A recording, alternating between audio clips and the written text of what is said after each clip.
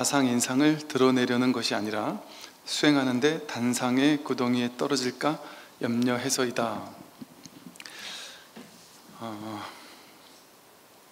이제 그 스승이 가르침을 줄 때 가장 걱정하는 부분이 이 부분인 거예요. 수행하는 사람들이 단상에 떨어질까 하는 염려. 이게 단상이라는 게 이제 단견과 상견을 얘기해요. 뭐 비슷하게 유견과 무견이라고도 하는데, 이제 단견, 상견이라는 건 좀 쉽게 말하면 뭐냐면, 단견은 우리가 죽고 나면 그 끝이다. 딱 끊어지고 아무것도 없다. 윤회고 뭐고 그냥 그 죽으면 다 아무것도 없다. 그리고 상견은 죽고 나서 윤회하는 어떤 주체가 있어서 그렇게 계속 윤회한다. 그러니까 이번 생에 내가 다음 생에 누구로 윤회하는 그 주체적인 어떤 자아가 있다라고 여기는 거예요. 뭔가 있다라고 여기는 게 상견이에요. 항상 하는 무언가가 있다. 단견은 그런 거 없다. 그러다 보니까 상견과 단견을 취하는 사람은, 그러니까 우리는 다 그런 것 중에 하나를 취하죠. 일반인들은 대부분 상견을 취해요. 보통 사람들은 쉽게 말하면 말도 상견이라는 말처럼 뭔가 항상 하는 뭔가가 있다고 여기는 거예요. 상견은 그러니까 내가 있다고 생각하죠, 그죠? 그래서 내가 죽고 나면 윤회를 한다거나 내가 죽고 나면 끝이다 라거나, 내가 지금 이렇게 살고 있는 내가 있는데 내가 항상 하는 거냐 아니면 죽고 나면 끝나는 거냐, 여기에 따라서 상견과 단견을 얘기를 해요. 그럼 사람들은 주로 상견에 빠져 있거나 단견에 빠져 있단 말이에요. 근데 불교에서는 단상 중도, 뭐 유무 중도 이렇게 얘기를 한단 말이에요. 그렇게 보는 것은 올바른 견해가 아니다라고 본단 말이죠. 왜 그럴까요? 그것은 뭐를 기반으로 하고 있느냐면, 항상 하냐 끝이냐, 요거는 뭐를 기반으로 하고 있냐면, 여기 일단 기본으로 여기 내가 있어. 이렇게 살고 있는 내가 있어. 내가 이렇게 태어나서 늙고 병들고 죽어가면서 이렇게 살아가고 있는 내가 있어. 그 내가 죽고 나면 계속될까 아니면 없어질, 그냥 끝나는 걸까, 요거 묻는 거잖아요. 그럼 그건 일단 상견과 단견을 묻는다라는 것은, 분별한다라는 것은 벌써 나라는 자아를 기준에 두고 하는 견해죠. 그러니까 망상분별이죠. 그 질문 자체가 성립하지 않는데, 나라는 게 고정된 자아가 아니라 오온이라는 것을 통찰한다면, 오온이 인연 따라 연기적으로 모였다 흩어지는 것일 뿐, 이건 고정된 실체적 자아가 없다라는 오온무아, 삼법인 재행무상 재법무아, 무상하게 변해가기 때문에 변해간다. 그 고정된 자아는 없다. 다만 오온이, 몸과 마음이라는 오온이 인연 따라 모이고 흩어질 뿐이다. 그건 나라는 실체적 자아가 아니다. 이 깨달음이 있다면 어떻게 내가 항상 하는지, 죽고 나면 끝나는지 그걸 얘기를 할 수 있겠어요.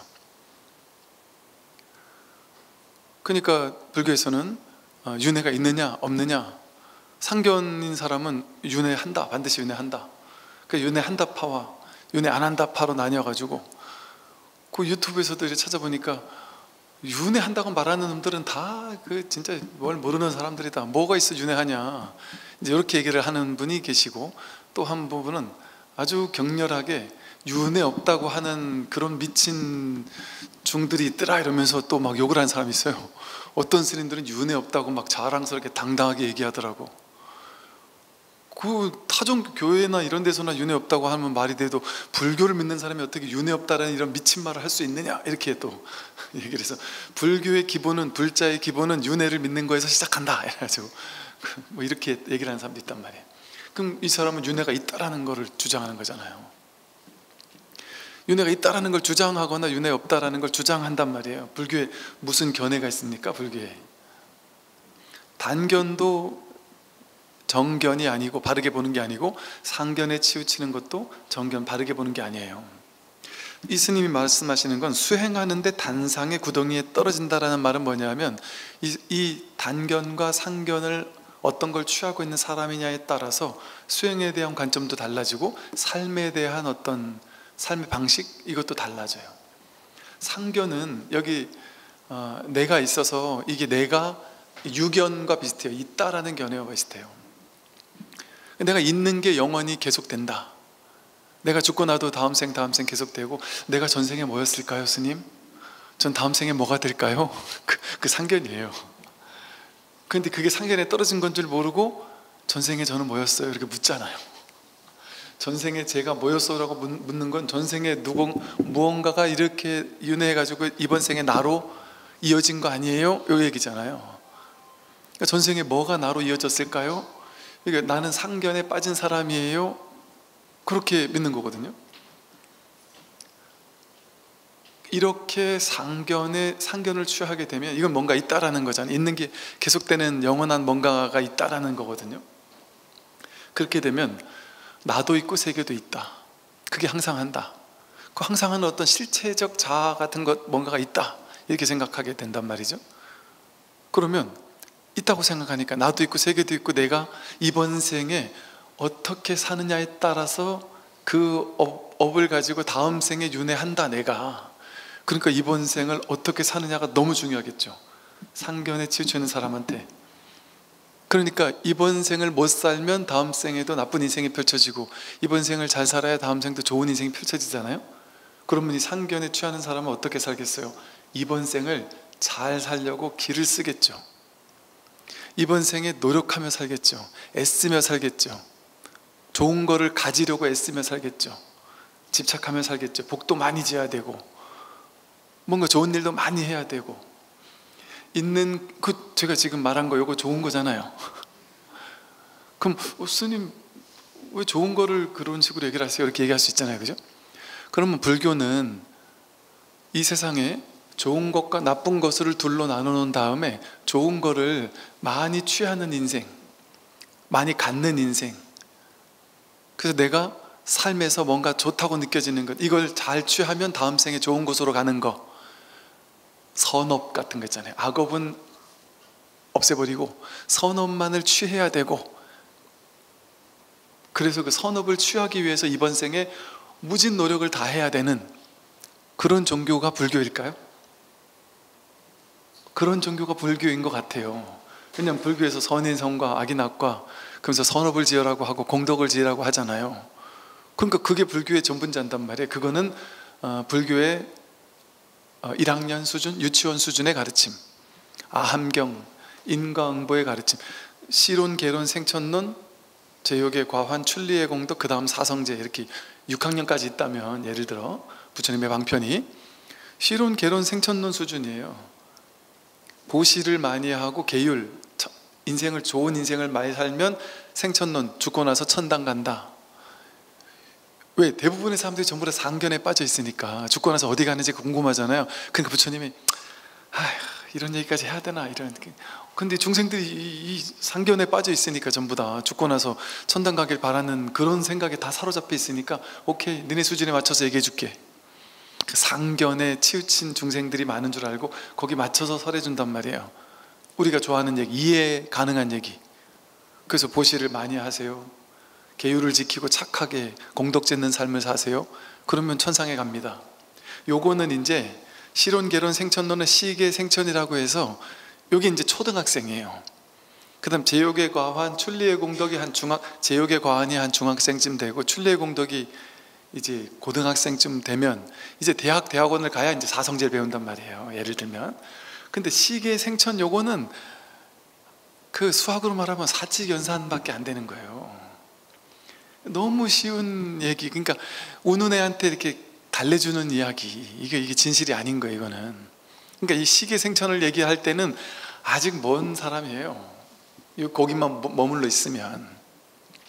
그러니까 그런 사람을 위해서 부처님이 그런 사람을 다음 학기 중학생으로 올려보내려고, 빨리 올려보내가지고 더 높은 학문을 하려고 미끼를 던진 거예요, 시계생천은. 그거를 제대로 안다면, 아니 불교는 스님 보시하고 복짓고 착한 일 하고 좋은 데 태어나고 그런 종교 아니에요?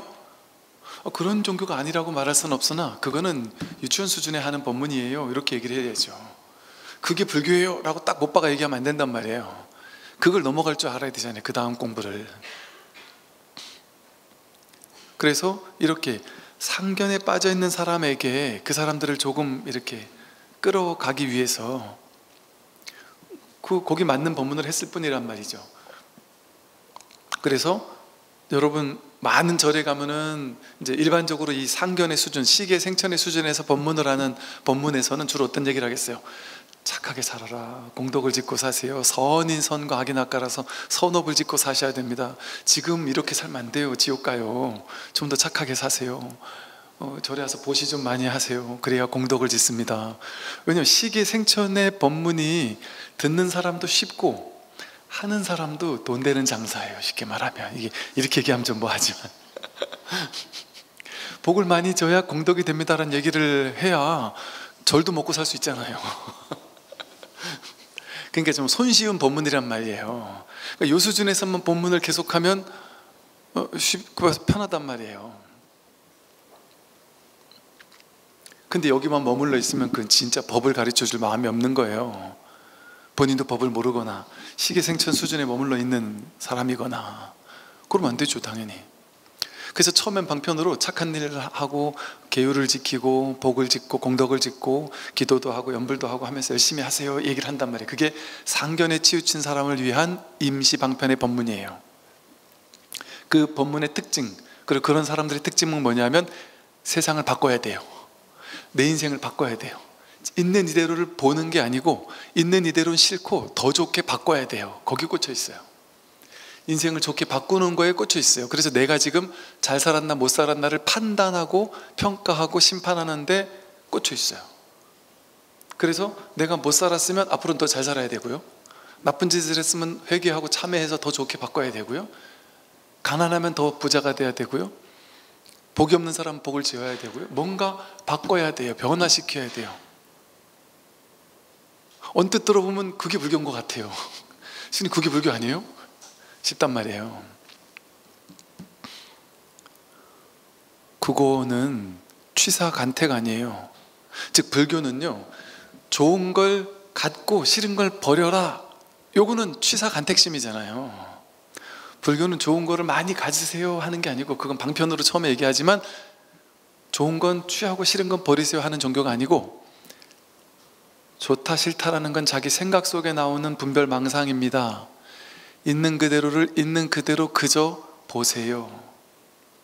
보면, 보는 건 뭐냐면 지가 곧 관이고 관이 곧 지거든요. 중도라는 건 지관인데 지관은 멈춰야지 볼 수 있어요. 바르게 볼 수 있어요. 분별을 멈춰야지. 시비분별 판단, 맞다 틀리다 옳다 그르다 좋다 나쁘다라는 분별 판단을 멈췄을 때 바르게 볼 수 있어요.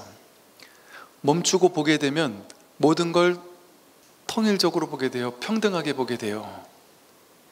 있는 그대로 보는 눈에는 좋고 나쁘고 이런 분별이 없단 말이에요.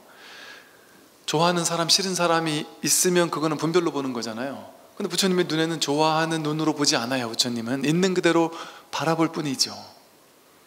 그러니까 우리가 사람들 앞 곁에 가면 나는 좋은 사람이거나 나쁜 사람으로 판단 평가받잖아요, 사람들 앞에 가면. 근데 천하의 죄인도 절에 와서는 부처님께 모든 걸, 죄를 다 고백하면서 부처님 죄송합니다 하고 참회하고 뭐 이러잖아요. 왜 그러겠어요? 부처님은 좋은 놈, 나쁜 놈, 이상한 놈, 뭐 모든 놈들을 다 있는 그대로 보는단 말이에요. 판단, 평가, 비교, 분별, 심판하지 않는단 말이에요. 근데 초등학생 수업 교과서에는 심판 과목이 있단 말이에요. 죽고 나면 차마 또 양심이 있으니까 부처님이 심판한다는 얘기는 좀 법에 안 맞으니까 심판하는 사람을 하나 상정해서 염라대왕이 심판해. 그 초등학교 교과서에만 있는 거예요. 염라대왕이 심판한다는 얘기는. 근데 그건 중학교 이상만 가도 그런 거 없단 말이에요, 심판 이야기가. 그럼 불교의 핵심은요, 여러분들이 좋게 사는지 나쁘게 그래서 이 초등학생 수준에 있는 불자들은요, 절에 가서 부처님을 만나기가 좀 두려울 수도 있고 두려움이 조장돼요. 내 죽고 나서 지옥 가면 어쩌지? 내가 이런 죄를 저질렀나? 그리고 초등학교 수준의 그 방편의 가르침에선 죄의식을 조장하고 두려움을 조장해서 죄진 사람에게 큰일 났다, 너 빨리 참회해라, 참회 안 하면 지옥 간다.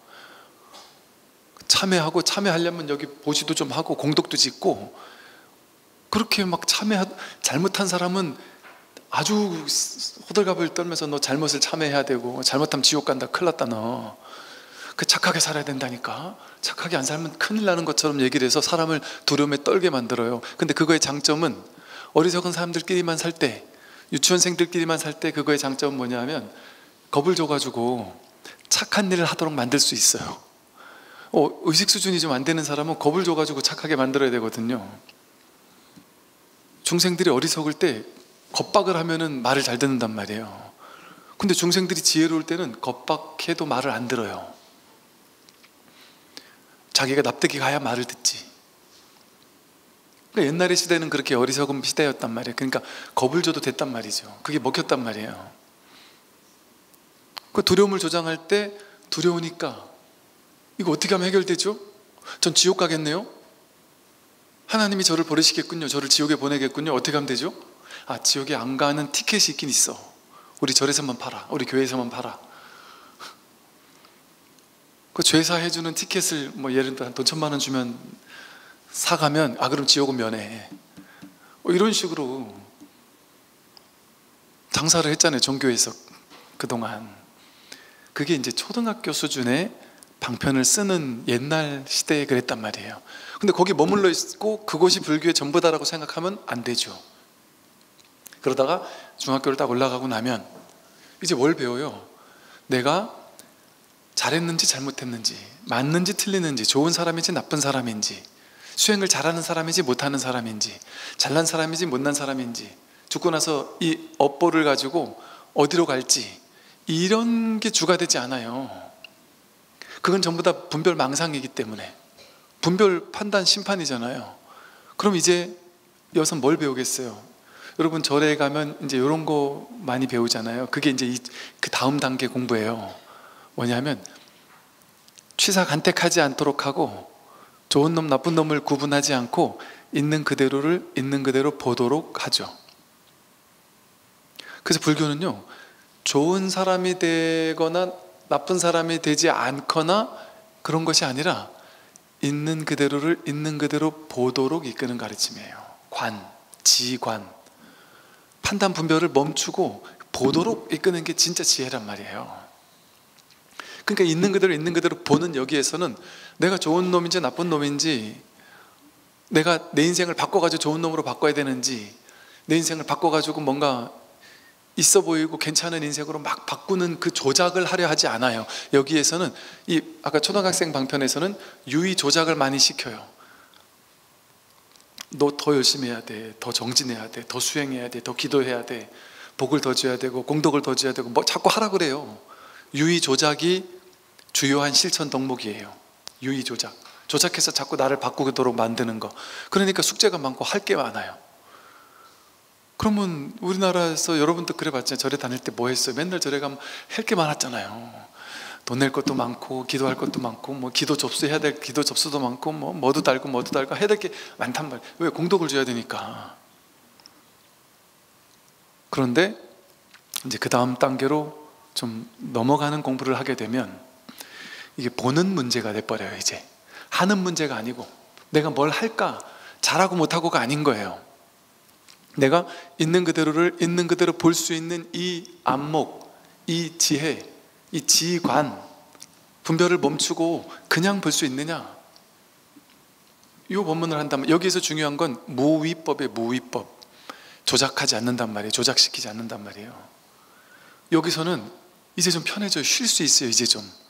그전에는 내가 열심히 기도해야 되고, 제 어릴 때 기억에 100일 기도만 시작하면 뭔지 모르게 100일 기도를 하는 그 100일은 너무 행복해야 되잖아요. 근데 사실 지금 생각하면 100일 기도만 대학 다닐 때 100일 기도만 시작하면 뭔가 모르게 깝깝하고 답답하고,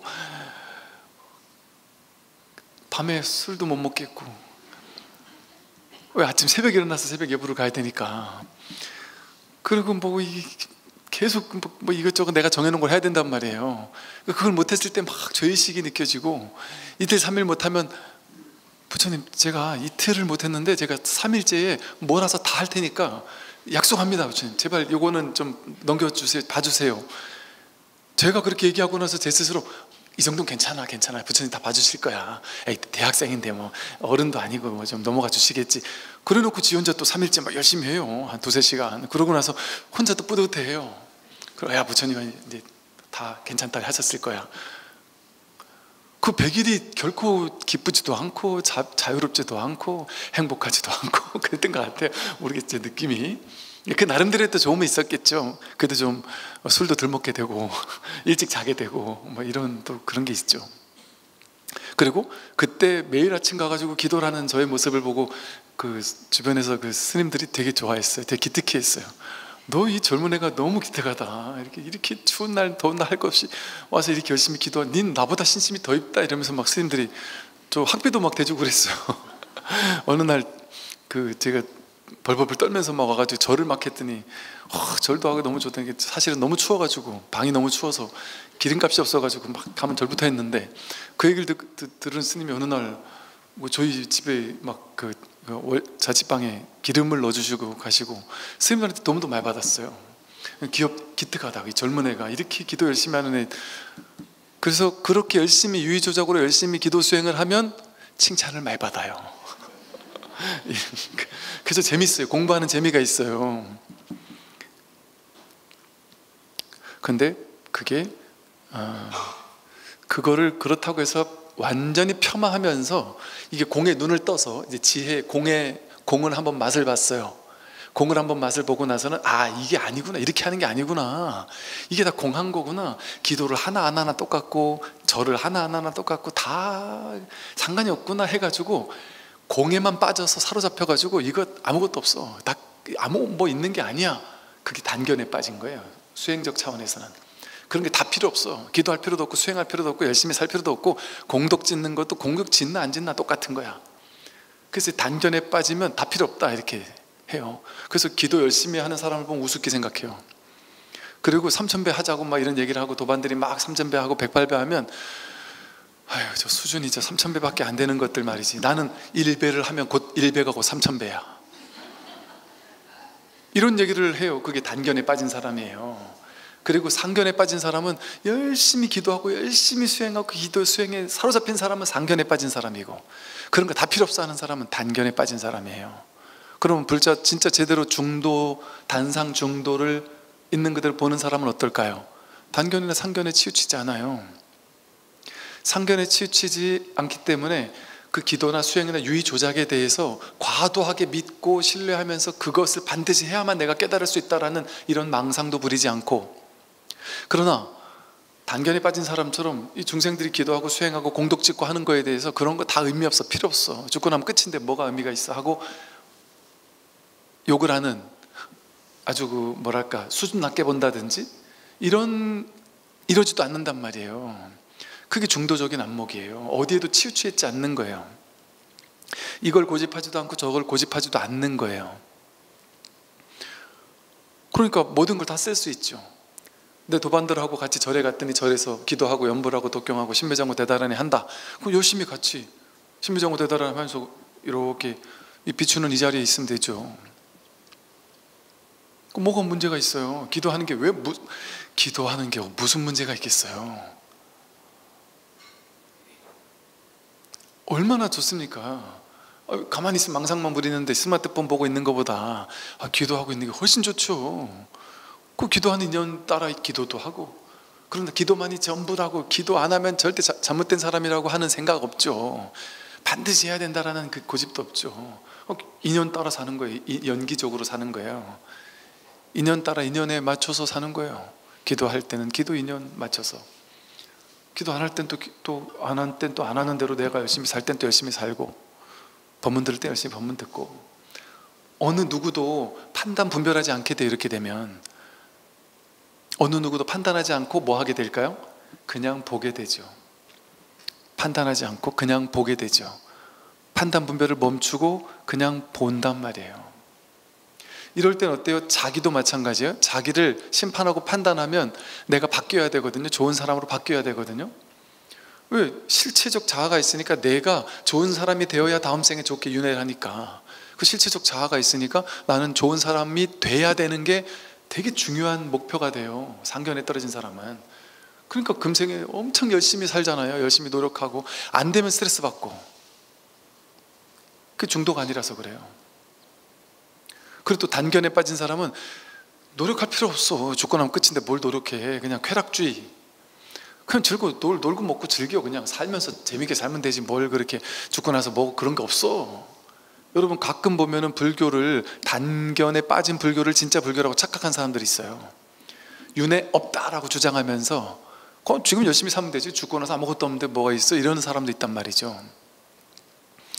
그래서 단멸론자의 불교인가 뭐 이런 식의 얘기를 하는 사람도 들어봤어요.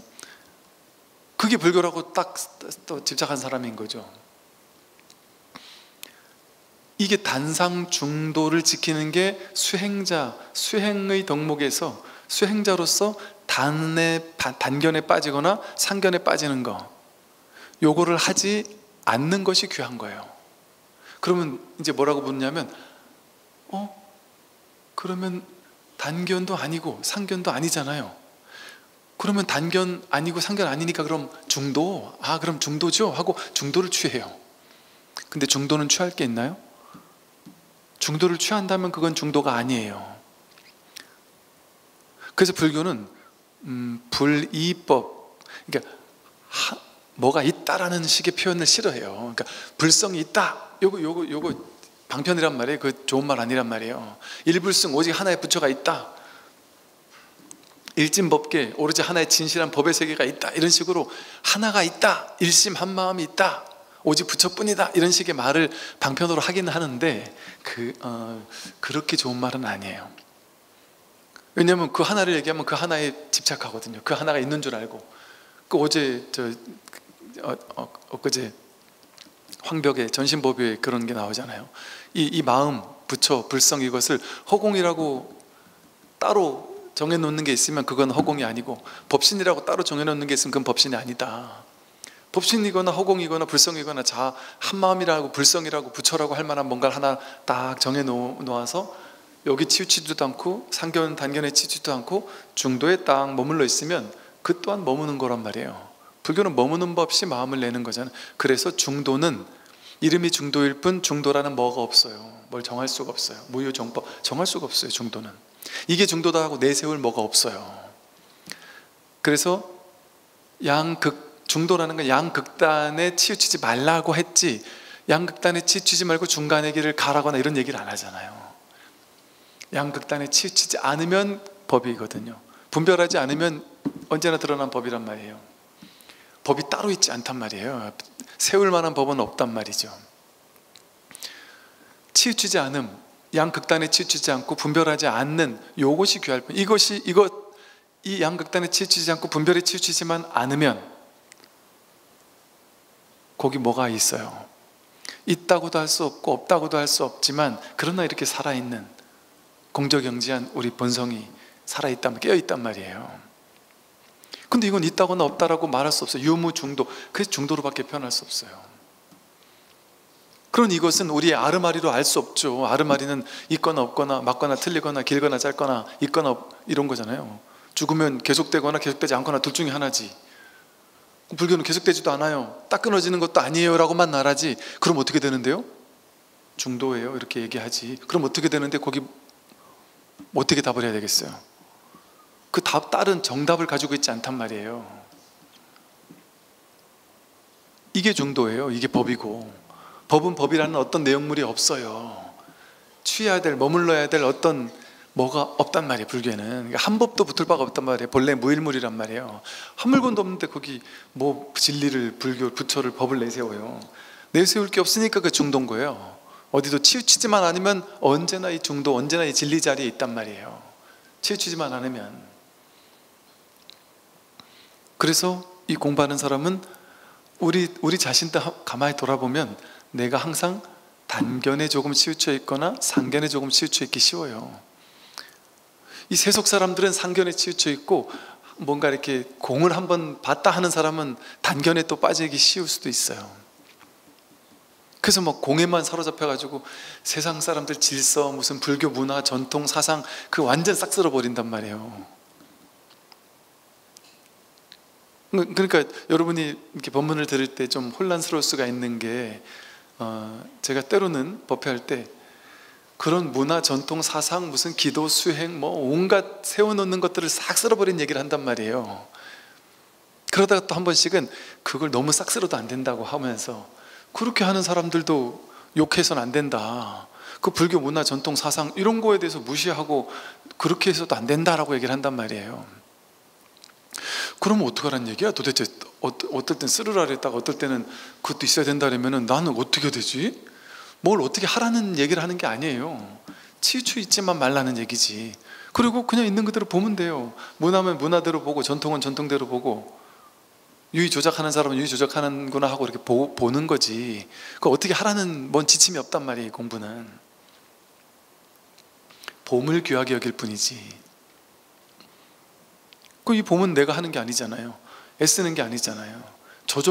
저절로잖아요. 저절로 본래 있는 거란 말이에요.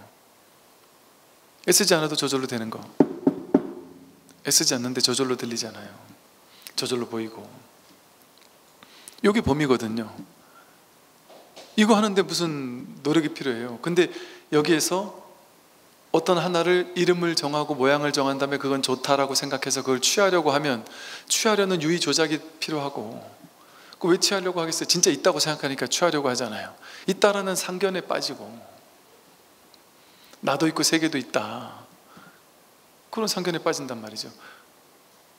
그래서 상견에 빠지는 사람 뭔가 있다고 여기고 취하려고 하고 삶을 바꾸려고 하잖아요. 그러니까 뭔가 돼야 될 게 있어요. 없애야 될 게 있고, 그 취사간택을 많이 해요. 그래서 상견에 빠진 사람은 탐심이 강하다 그래요. 탐심이 바꿔야 되니까, 뭔가 진짜 있고 진짜 있는 걸 좋게 바꿔야 되니까 탐심이 강하고요. 단견에 빠진 사람은 자꾸 뭔가 끊어 없애야 된다고 생각해요. 상견에 빠지면 뭔가 있다고 생각해서 있는 것 중에 좋은 거는 취하고 싫은 건 버려야 돼서 좋게 있게 바꿔야 된다고 생각하는 게 상견이에요. 단견은 좋은 걸 취하려고 애쓰는 것도 번잡해, 번거로워, 힘들어, 안 되면 힘들어. 싫은 걸 없애려고 막 애쓰는 것도 번잡하고 힘들어. 취하는 것도 힘들고 버리는 것도 힘들어. 한 생각 일으켰다 하면 다 힘들어. 그러니까 한 생각 일으키는 걸 다 끊어 없애야 돼. 공하기 때문에 본래 있는 게 아니야. 그냥 그 다 끊어 없애야 돼. 그래서 다 끊어 없애려고만 한단 말이에요. 근데 생각을 없애려고 한단 말이에요. 생각을 없애려고 하는데 생각이 없어지지 않잖아요. 그러니까 화가 나는 거예요. 분노한단 말이에요. 그래서 이 단견에 빠진 사람은 진심이 많다 그래. 진심이 내 뜻대로 안 돼요. 이렇게 이 세상에 내가 있고 세계가 있다라고 하는 이걸 기반으로 이게 항상 하냐? 끊어지고 없느냐? 없어지는 거냐? 이런 거에 따라 상견, 단견이라고 하는데 그 상견과 단견이 전부 다 망상분별이란 말이죠. 불교는 그 가운데 어떤 하나를 취하는 공부가 아니란 말이죠. 어디에도 머물러 있지 않는 거예요. 항상 하는데 머물러 있지 않으면 항상 하는 이게 있다라고 여겨지는 모든 것들을 잘 활용해 써요. 그러나 이게 항상 한다라는 집착이 없으니까 그게 무너졌을 때 상관하지 않고, 그걸 취하려고 애쓰고 노력은 하지만 취해지지 않아도 그 상관하지 않아요. 반드시 이래야 된다거나 저래야 된다는 생각이 없으니까. 또 그 모든 것을 다 쓸어버려야 된다는 생각 가지고 그걸 다 끊어 없애야 된다는 생각도 없으니까. 그러니까 중생은 취하거나 버리고요, 그 공을 깨달은 사람은 취하지도 버리지도 말아야 된다고 하고 그 모든 걸 없애야 된다고 또 쓸어버려야 된다고 생각하고 그런단 말이죠. 이건 그걸 뭘 하는 게 아닙니다. 어떻게 해야 되는 게 아니란 말이죠. 그건 아무것도 할 필요가 없어요. 근데 그렇다고 해서 또 하지 말아야 된다라고 하면 하지 말아야 된다라는 걸 또 취하는 거예요. 그래서 중도라는 것이, 우리는 이거거나 저거 중에 취하는 것만 익숙해 있잖아요.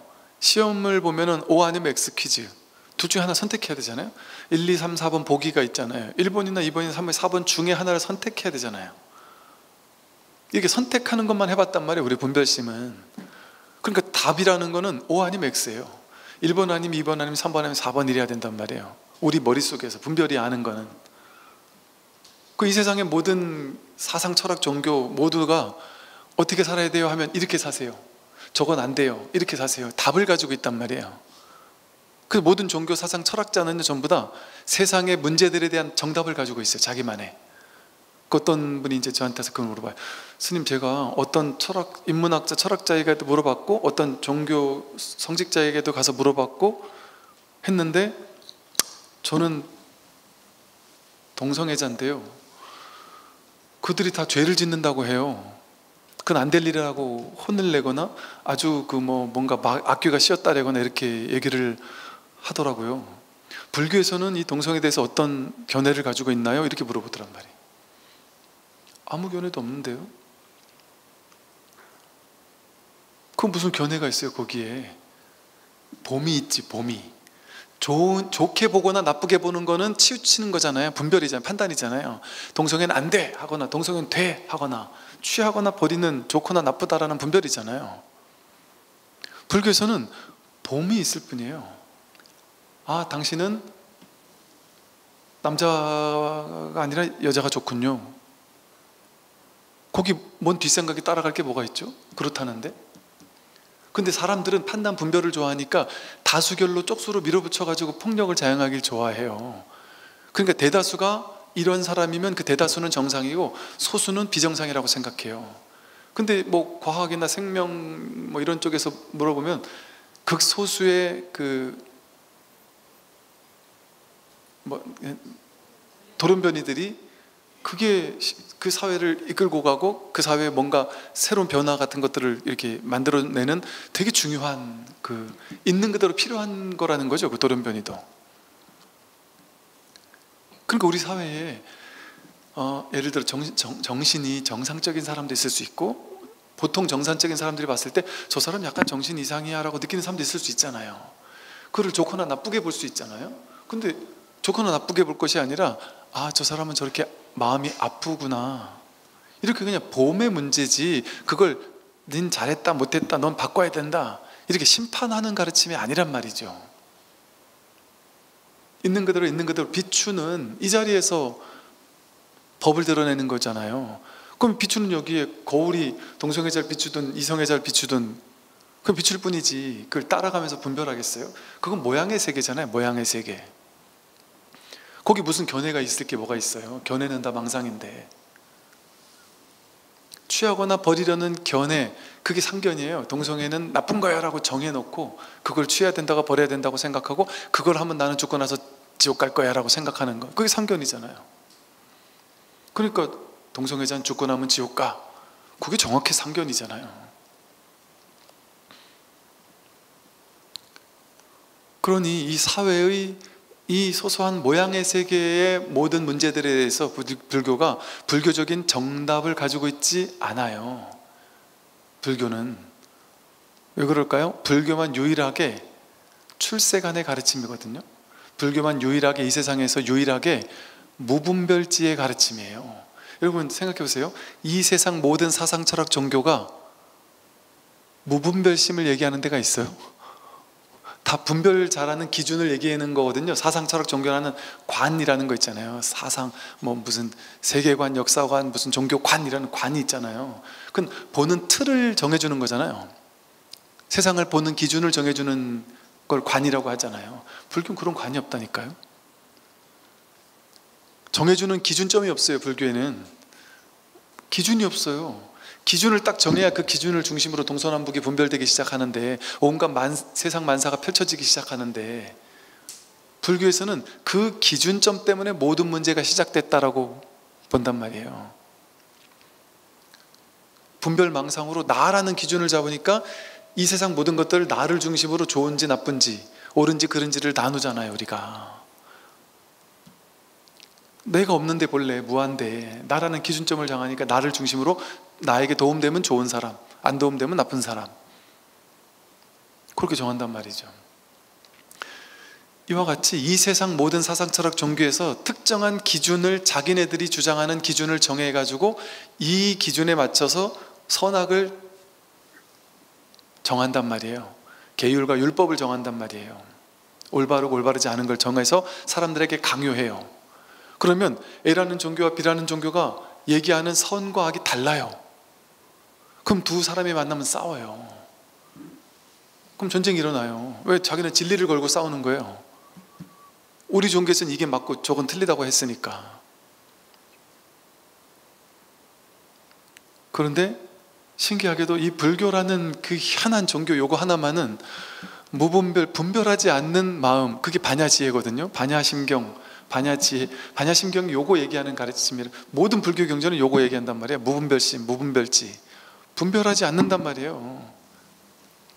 뭘 하나 내세우는 교리가 없단 말이에요, 불교는. 그러니까 이게 교리가 없으니까 반대로 말하면 불교야말로 무궁무진한 교리가 있어요. 무궁무진한 가르침이 있어요. 팔만대장경 그 이상이 있어요. 그러니까 여러분 이런 얘기를요, 이런 어떤 하나의 가르침을 이 세상에서 얘기하는 세간에서 말하는 어떤 가르침을 이렇게 설명해줘요. 강의를 하거나 설법이나 설교를 해줘요. 그러면 한 몇 시간 하면 끝날 거예요. 이건 옳고 이건 틀리다 딱 정해주면 되잖아요. 끝나잖아요. 세간의 가르침은 몇 번 얘기 좀 끝이에요. 이렇게 계속 얘기할 필요가 없어요. 그런데 이 가르침은 정해진 가르침이 없기 때문에, 정해진 법이 없기 때문에 끊임없이 얘기하고 또 얘기하고 또 얘기하고 또 얘기해도 얘기한 바가 없어요. 뭐 하나 세울 게 없기 때문에. 아무리 많은 얘기를 해도 한마디도 말한 바가 없어요. 여기 주어 담을 귀한 뭐가 없단 말이에요. 다만 뭐만 있을까요? 이 본문을 통해서 내가 치우쳐 있던 극단의 치우침, 분별, 집착심, 그것들을 깨뜨릴 뿐이에요. 그냥 그 치우치지 못하도록 할 뿐이에요. 치우치지 않게만 할 뿐이지 치우치지 않는 중도라는 어떤 법을 주진 않는단 말이에요. 법은 자기에게 있는데 어떻게 제가 줘요? 선물 주는 게 아니에요. 각자 자기에게 다 있는 거란 말이에요. 그 진실은. 근데 그것이 치우친 생각 때문에 드러나지 않을 뿐이니까 그 치우친 분별망상을 깨주는 것 뿐이에요. 이 공부는. 그래서 단에도 사로잡히지 않고 상에도 사로잡히지 않게 한단 말이죠. 그래서 우리 있는 그대로 보게 만든단 말이죠. 그래서 수행하는 데는 이 단상에 내가 단에 빠져 있는지 상에 빠져 있는지, 여러분도 혹시나 이 법문 듣다가 이 법문 듣기 전에는 상에 빠져 있다가 이 법문 듣다가 단에 빠질 수도 있어요. 그래가지고 야, 기도도 필요 없고 수행도 필요 없고 공덕지 무슨 공덕이 필요가 있어? 다 공한데, 이렇게 생각할 수가 있어요. 윤회도 없다는데 지금 눈앞밖에 없는데 무슨 윤회야? 뭐 이러면서 공덕도 질 필요도 없고 착하게 살 필요도 없고. 또 이런 거에 쉽게 말하면 상을 있는 거라고 여겨가지고 실체가 있다고 생각하는 게 상견이잖아요. 그래서 스님, 불교, 부처님 이런 게 뭔가, 이런 뭔가가 귀한 뭔가가 있다고 생각해요. 청정한 뭔가가 있다고 생각해서 스님 하면 뭔가 우리랑 다른 뭔가가 있을 거야. 스님들에게는 뭔가가 있을 거야. 그러니까 와가지고 그게 상견에 빠진 거거든요. 스님은 나와 다른 뭔가가 있을 거야. 그러니까 스님 기운 한 번밖에 손 한 번 잡아주세요. 이렇게. 스님 손 한 번 잡아주면 내가 이 기운을 받아가지고 뭔가 될 거야. 스님 손목에 찬 염주를 뺏어서 내가 이렇게 내 손에 하고 있게 되면 뭔가가 있을 거야. 이게 상견에 빠진 거예요. 스님과 내가 다르다는 거 아니에요. 스님이라는 뭔가 실체적 뭔가가 있다고 느끼는 거 아니에요. 그렇게 생각하는 사람은 스님만 보면 막 스님 앞에서 막 합장을 하고 막 그냥 절을 하고 막 너무 막 대단하게 느끼고 막 이러는 사람도 있어요. 때로는 그 상견에 빠진 사람이에요. 근데 단견에 빠진 사람은 또 어떤지 아세요? 자기가 공부를 많이 해가지고 아, 그런 게 없구나, 그게 다 상이구나, 요거를 딱 이제 공을 어느 정도 공부를 했단 말이에요. 그러니까 아, 그게 다 필요 없구나. 그래가지고 스님한테 반말 막 하면서 니나 똑같은 사람인데 뭐 스님이라는 건 이름이 스님일 뿐 아니요, 배운 게 있어가지고